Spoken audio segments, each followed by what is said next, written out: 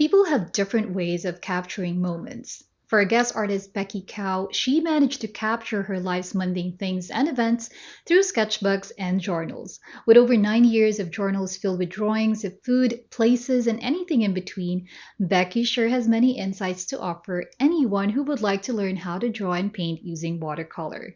Stay with us until the end of the episode and listen as Becky talks about unlocking creativity through different mediums, ways to know your passion and how to remain consistent, how to draw and paint in a short amount of time, how to keep going with art when self-doubt strikes, and breaking up with perfectionism. If you want to be part of the conversation, then send in your questions and topics you want us to cover to hello@etcherlab.com. Hey, this is Jessie from Etcher. We believe in your power to create, so we invited artists from all around the globe to inspire you to keep on creating. Join us in this journey and let's celebrate creativity. This is Make More Art, the podcast.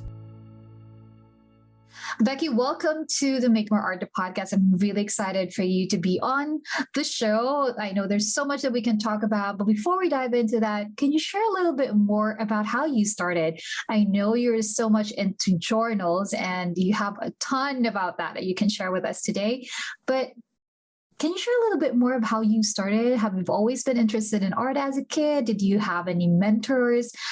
Did you go through art school? Did you go to any workshops as well?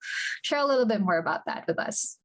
Yeah, sure. Okay, so I started drawing, mostly drawing with, pencils, pens, and crayons as a kid. Mm-hmm. Since I was 5 years old, since I was able to hold a pencil and some markers. So my earliest memory of drawing a picture was like pretty much the same imagery as most other kids likes to do, houses, cars, and people. Like, street sceneries are kind of like that, I drew a lot of houses and cars and people.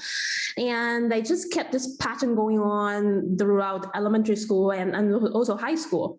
Mm-hmm. Like during elementary school, during recess and after school, I did a lot of little doodles, and I like to staple all of those drawings into booklets and share those with my classmates. Okay. So since I was like in grade 3 and on, I like to create my own little booklets, kind of like zines right now. And a lot of artists like to create. Yeah. So I started something like that very early on. A lot of pencil and pen and marker drawings. Mm-hmm. Stapled them together into so many pages. I even sold one to my classmate for a few dollars. But he really loved it. It was a really silly comic book, teasing a classmate.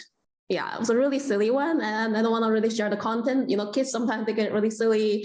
They draw, very random and funny stuff, and so something like that. And my classmate was a boy, and we're about 10 years old. He was really interested in my silly comic book, and he actually spent money, quite a lot of money back then. Was able to buy quite a lot of snacks, and I got really excited from that.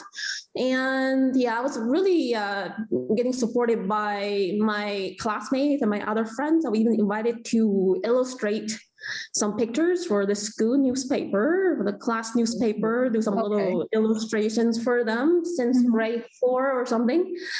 And and my parents was pretty supportive, especially my mom. And she sent me to a professional drawing art school. Mm-hmm. When I was in grade 4 or 5, when I was about 10 or 11. So it's like the old academy way of drawing with pencils, drawing those basic geometric shapes like cubes, prisms, and also cones, cylinders, all kind of geometric shapes. They combine them together, and they give you a studio lighting. You're gonna observe the lines and forms, the light and shadows. I'm gonna do that. Shading with pencil. It's a little tedious, but this is how.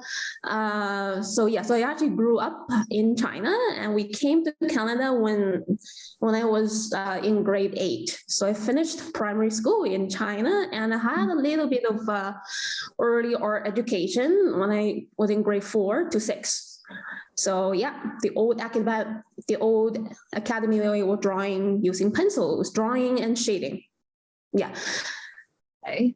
So everything. Well, first off, I'm glad that your parents were very supportive, considering that you grew up in an Asian country. And I say that because I also was born and raised in Asia. And most of the artists that I've had on, who are also from Asia, had this Mhm. perception of, for most Asian parents, like when you talk about art, it's more like should be a hobby, but you should pursue Yeah, something that would eventually become a career where you get high salary for it, a corporate yeah. job even.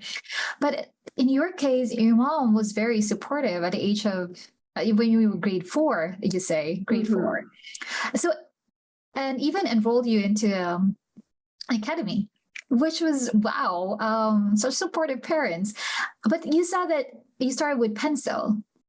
I started with pencil. Yeah, this is how they. I don't know if I think this is some in European professional art schools. Okay. They start, the fundamentals of drawing with pencils and charcoals Yeah. and Yeah. contact crayons. This is how they train artists in the very beginning. Dry media. Okay. Yeah. Amazing. And I'm gonna ask you later on how you progressed and move into a different medium, which is watercolor.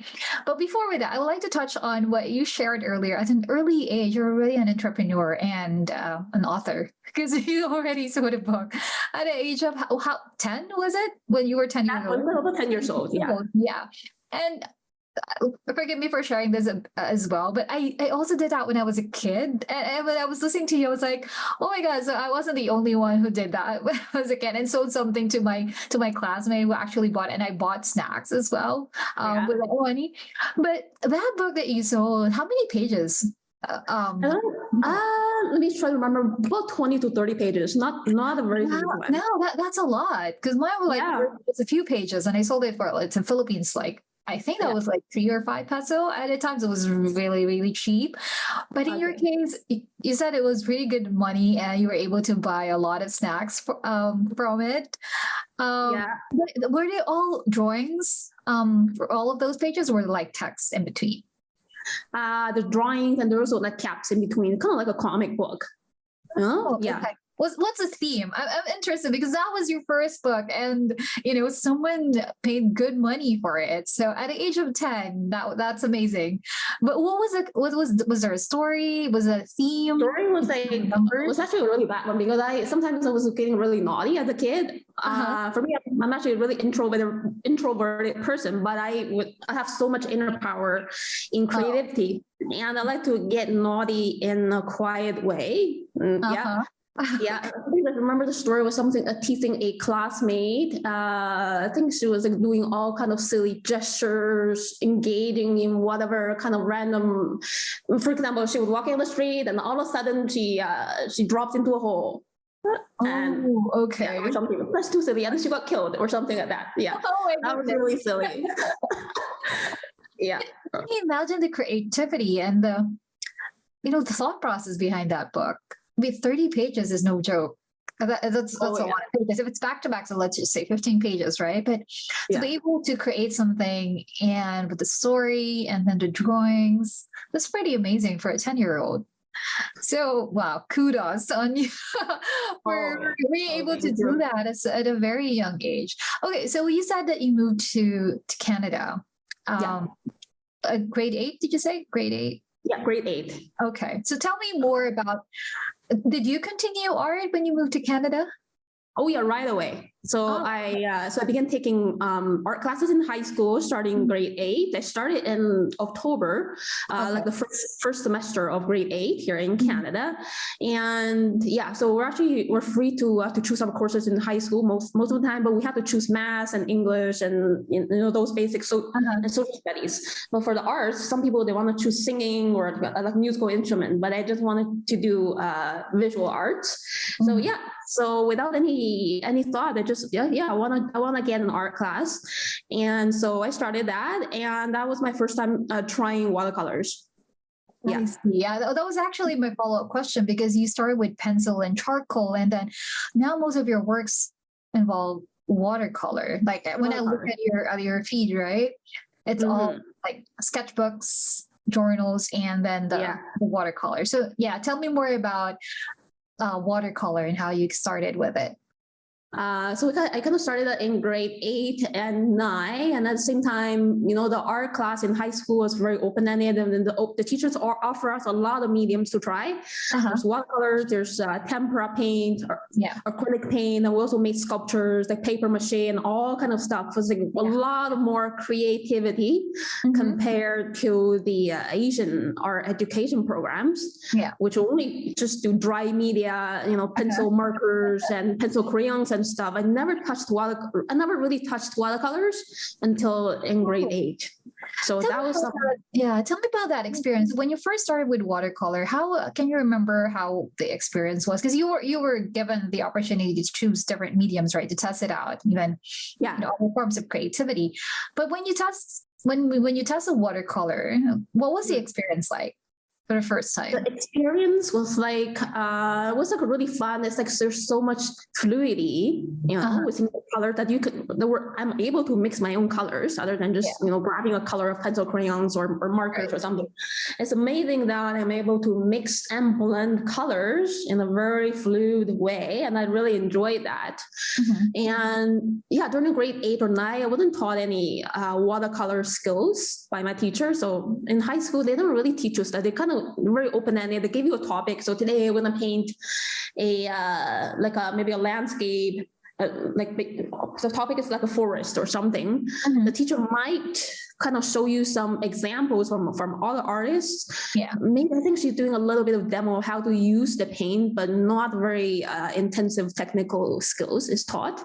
But still a lot of self-exploration with the medium. So self-exploration. Wow. Yeah. So how did you get a good grasp of the techniques? Because admittedly, watercolor can be very tricky. And for our listeners who are beginners, I'm sure they had a lot of trial and error. Did you have that experience as well when you were starting out with watercolor? Yeah, for sure. So a lot of trial and errors in high school. So a lot of things didn't work out. I was trying to paint a tomato and apple, which is just a very basic everyday object, and didn't work out for me because I added way too much water and I didn't really know how to blend properly. So it turned out to be very muddy and watery. Yes. So a lot of failures happened, of course. And but I just held on really tight. And I took some more art classes starting grade 11 just to get ready for art school, because I was planning to apply to art school to get a Bachelor of Fine Arts degree. So I started to study some more technical skills with a master, like private lessons in my neighborhood. So we did that. So some more pencil sketches and shading. And then I was also taught how to use watercolors as well in a more professional way. So I did have some private classes other than those high school classes, which is very freestyle. It just, they're open to any kind of thing that you create. But I just want more solid skills in painting watercolors, like how to paint a set of still life, fruits, kitchen utensils, and maybe landscapes. So I got that. I spent about 2 years studying that. It was a master. He had a master's in fine arts. Specialized in painting. So amazing. So from really not getting any lessons in watercolor to rolling yourself into learning from the masters. That's amazing. What would you say would be your biggest takeaway from that experience when we talk about lessons from the masters for watercolor? My biggest takeaway is the guidance, is the actual guidance that, he's telling you what is the first step that you should be doing is to lay a very general and light wash for the whole paper, and then you gradually put on light, medium dark, and then dark tones gradually. And then you have to wait, wait for the layer to dry or something. There's certain techniques and timing about watercolors. So there are a lot of actual guidance, one-on-one, almost one-on-one. He was also teaching maybe 5 or 6 other students in the studio, but he walks around and then just, shows you the specific steps that you can do next. So that was very important. It's very different compared to high school art classes where, you just come in, sit down. Okay, this is our lesson for the next 2 weeks. You just keep working on yours. The teachers just walk around, just make sure you're using the materials properly. They don't really show you how to paint it exactly. Yeah. So yeah, absolutely. I absolutely agree about the layering aspect of watercolor. It makes a huge difference. Instead of, I guess, when we're trying out new things, right, especially with paint, is that we just want to put everything together onto the paper and just play around with colors, and it's too bright and too saturated. But with watercolor, it's a totally different ball game, because like what you said, it's all about layering and timing and technique. Now, so with watercolor, I know you have a lot of subjects that you do now, right? But when you were starting out, what was your go-to subject to paint and draw using watercolor? So for like in my art journals and also in some little casual sketches, I usually like to stay with like indoor subject matters, because I wasn't feeling very confident, drawing and painting landscapes yet until after like a year or two trying to draw those everyday items. So I started out with like still life sets, kind of like following the setup of my professional studio teacher. So what I studied in the studio was like, on day one, I just come in and then have a setup of, for example, like a few apples, wine bottles, and some draperies behind, fabric, stuff like that. So like later on my own, I tend to do that as well. Like grab some stuff in the kitchen and then set it up on the dining table and start doing some sketches like that. I think in the beginning I was pretty serious. I was pretending that I'm like being with the master, and then I took hours and hours doing just one little sketch that is about A4 size, like so many hours. But now, but later on, I think gradually I tend to have a really casual attitude to drawing those subject matters, because I don't want to spend way too much time on it. Like, drawing a bottle and some fruits 4 or 5 hours I think it's too much. I want to capture the essence very quickly. Yeah. And at the same time, I got inspired by other artists online, like on Flickr.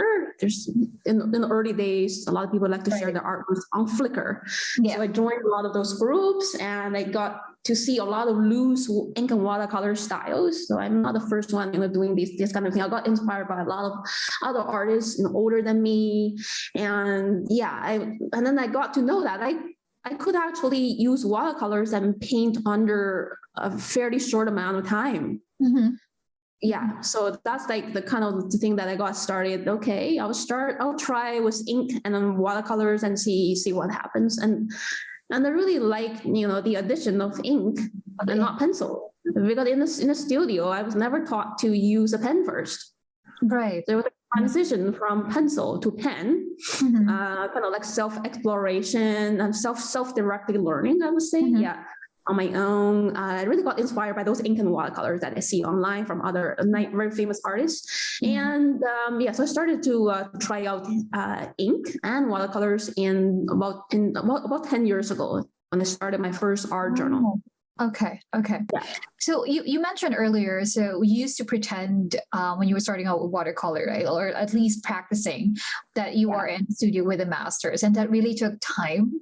So eventually you started to create your own process of painting and drawing and painting using watercolor. And then eventually you realize that, I can add another medium, which is ink. And then you mix those two together. Let's talk about journals. So you said earlier that normally it's more like indoor subjects that you've tried, and then until such point that you're comfortable doing landscape. When was that? And what was like the turning point that made you say that, okay, I'm ready to switch to landscape and try and paint them using water? So the urban sketchers, the global urban sketchers schools have been around since the early days of about, I think, more than 10 years ago. And I've been following their stuff, since then, since 2011 or something. And then I found my local chapter in Vancouver in 2012, and I just joined them in May 2012. Okay. So yeah, and I started my very first urban sketching. I still remember that day. I just met a lot of nice people, like-minded people, meeting at the quayside of North Vancouver. We had lots of boats around, people passing by. And yeah, that was my very first time that I spent like 2 hours sitting with other buddies, sketching together and doing actually a pretty nice urban sketching. I'm still pretty happy looking at for that first urban sketch. Yeah, it was a full page one. Yeah. So with the urban sketch, was that already with ink and watercolor, or you were doing pencil and watercolor? It's ink and watercolors. It's actually direct ink and watercolor. I didn't know I was able to do that. I think it's probably of my studio skills as a really important fundamental for my skill, for my ability to draw directly with an ink pen. So it just happened kind of like all of a sudden. I think I started that on the, around my first session with urban sketchers in Vancouver. I didn't know I was able to do that. Yeah, I spent 1 hour. Yeah, did it surprise you that, I can do this, straight to ink and then watercolor? Yeah. So I spent 1 hour drawing with an ink pen of all of the details of railings. Behind the railings, we have some boats, a lot of overlapping. So I was able to handle that for some reason. I think the studio skills were really important that I had over the years. That's good. That's good. Yeah. I'd like to also ask, Beck, because you had really good training and you were taught by the masters. I mean, you've been doing this for like ever since you were a kid. You were so decided that this is really what I wanted to do. Was there a point in your life that you sort of doubted that was really the plan and the goal that you really wanted to achieve? Was there a point where I think I want to do something else aside from art? Yeah, that's a very good question. I actually encountered that in the very first year of art school. Yeah, it was very surprising for me because I think my interests and my skills were based on traditional media, drawing and painting. But art school in the contemporary world is very different from what I perceived. So they teach you art theory, art history based on contemporary art practices. And what I was interested in was in maybe like the Renaissance period and the impressionistic painters, those kind of stuff. But I'm not really into contemporary art, like conceptual art. And I actually felt really shocked to be in those lectures, hearing about those art theories. And so I was like doubting, should I be really in this visual art program or should I do something else? So that was like something like that. So this is not something that I want to do. Even in the studio classes, we're asked like to make those abstract sculptures from conceptions or something like that. So that was not really my interest. But so that was like a period, the first year of art school. It was like a lot of doubting. Yeah. Well, what made you decide to stay on with it? What made me to stay on is to hold on to my own passion. So even though those professors, they're leading you into contemporary art, I still held on tight to my own personal practice. So if they are asking us to do a painting, and then I would like to use my own favorite approach, like ink and watercolors, pencils, and whatever, acrylic. I also do acrylic sometimes. I like to use my own personal approach for those class projects. Which brings me to my follow-up questions, because you were taught by the masters. You had really good training, drawing and painting using different mediums, and you had really good training for watercolor, and you've already started doing teaching as well, or teaching watercolor. Now, my question, Becky, is that you were taught by the masters, right? But you said just now that you managed to apply certain style of your own techniques on how to approach a project, right? And I'm sure you also did the same thing for teaching. So what were some of the changes that you did or make in your approach to teaching watercolor? Or I guess the other question, Becky, is that was it something that what is it that's something that you learned from the classes that you attended, from the class that you did with the masters, that sort of that you don't apply anymore because you've realized and found a different way of doing watercolor?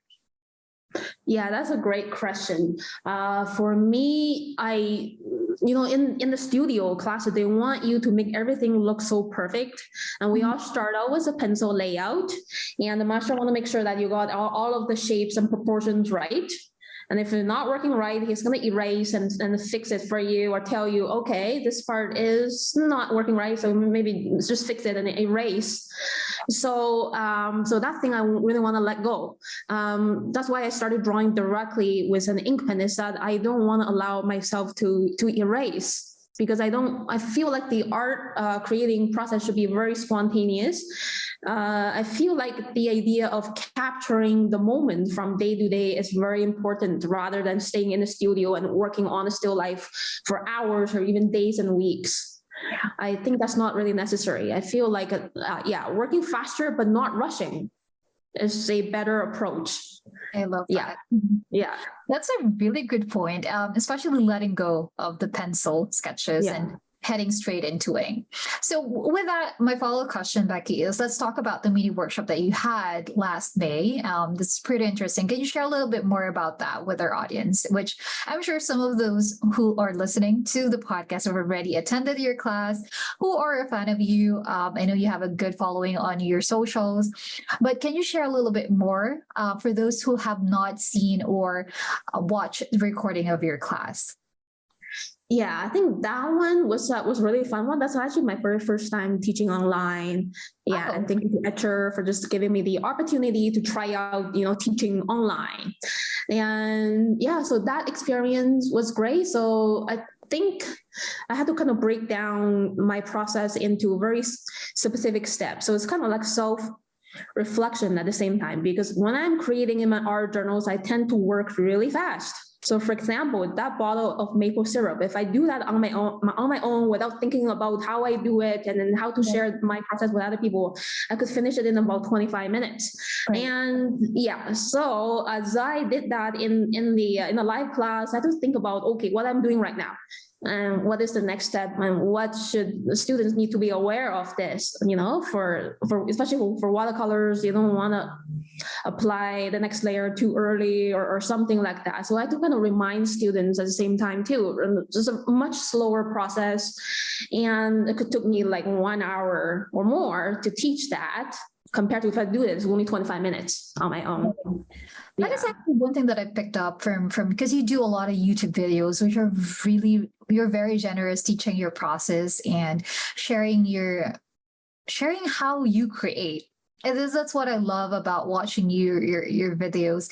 But yeah, you said that the most of your sketches, so you do sketch, you do draw, paint every day, if I'm not mistaken, which shows with the amount of journals that you have, which is I was blown away. I think there was a photo or a video of you showing all of your journals, and I was like, man, wow, that is it's a milestone. That's an achievement. But one thing is that you said that, you just use a few minutes and sketch and just, capture the moment of your day, what you ate. But you learned to be able to break it down into a process that your students will be able to adapt and create, so that they can create on their own. I love when you said that, you don't rush. If you can repeat that for me, Becky. So you don't rush, but can you share that again? Sorry. What I want to say is my drawing process can be done very quickly, but it doesn't mean it's rushing. Yeah. So something done very quickly doesn't mean it's being rushed. Being rushed means you're losing control and your results may not be the way that you want. Yeah. I think again, this is very, very, very important to have a studio skill and to practice for several years before you move on to be able to work really fast, but not rushing it. So yeah, I think that is something. Just keep practicing. Yeah. I think when you have the kind of experience like what you did, and the consistency of drawing every day, giving, putting in the intention to create without aiming for perfection, like what you pointed out earlier, but giving yourself the ability, the permission to just create and just capture something from your day, like what you're doing, which is really amazing, by the way, Becky, to be able, I'm sure when you go through those pages, it all brings back a certain memory of that day, which when I was looking at your feed, at your feed, I was like thinking, maybe this is something that I've done like years back, so that I will be able to capture, like, sitting in a cafe, in a place that I traveled to, so that you are an inspiration, Becky. And for anyone who's starting out with art, what's your piece of advice? For someone who would want to either start a journal, a sketchbook, capture your day, using drawing, painting, using watercolor, what will be your advice? I think my advice is that, well, you don't have to be like me right now. I'm fast because I have a professional background. So if you're just starting out and you want to do art journaling, you could just take your time. There's no need to rush it. You're going to pick up your speed as time goes by, as you get more, proficient in your drawing and painting skill. Your speed is going to be up very naturally without you forcing it. So yeah, really take your time in the beginning. If it's taking you 2 hours or 3 hours or 2 sittings, that's fine. There's no need to rush it. Yeah, it's a good point. And also, I think one thing that really sets you apart when it comes to why you're not burning out doing your journals is that you're enjoying it every minute of it.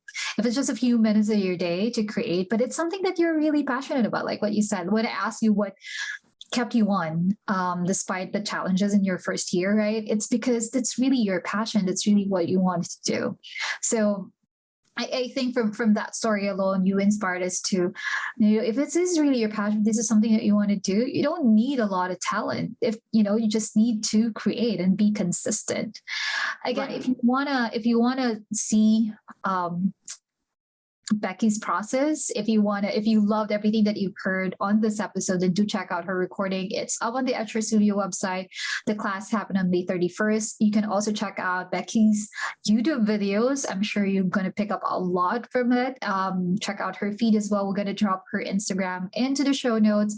Becky, it's been a pleasure having you on Make More Art. Any other golden nuggets that you would like to share before we wrap up? Some gold nuggets is that, action is the key. And you could actually carve out only 15 to 20 minutes in a day, just to create. You don't have to think about, okay, now it's time to create art and I need 2 hours. Well, you usually don't need 2 hours. If you want to create something, you can start with drawing like your cup of tea or coffee, which will just take about 15 minutes or maybe 20 minutes, depending on your own level and speed. So it doesn't have to be a huge picture, like a landscape or like something monumental. It doesn't have to be like that. It could be something ordinary. There's a lot of meanings in ordinary, especially your personal object, like your cup of tea, your cup of coffee, like your favorite food package or something like that. It's very meaningful to create. You don't have to do landscapes, always. And it could be a very small sketch. Yeah. That's a really good, I love what you said, that it could be something that's intentional and meaningful to you. It could be something ordinary from another person's eye, but for you, it's something meaningful. So create what's something that, create something that's meaningful to you. I guess that's what I picked up from what you just said. Becky, right. It's been a pleasure having you on. Like what I said, I'm interested about, I'm so looking forward to this episode because I know that I would be learning a lot, and I did. So I look forward to seeing more of your journals and your works, you capturing your moments every day, using your paintings. But thanks again for sharing your heart and your talent with us. And let's continue to make more art. Thank you, Becky. Yeah, it's a pleasure to meet you too, Jessie. Becky's consistency is truly admirable. Art is indeed a process that needs to be enjoyed and savored. My key takeaway from this episode is that when making art, we should veer away from perfectionism, but rather use it as an opportunity to reflect and discover the beauty around us. What about you? What is your key takeaway from this episode?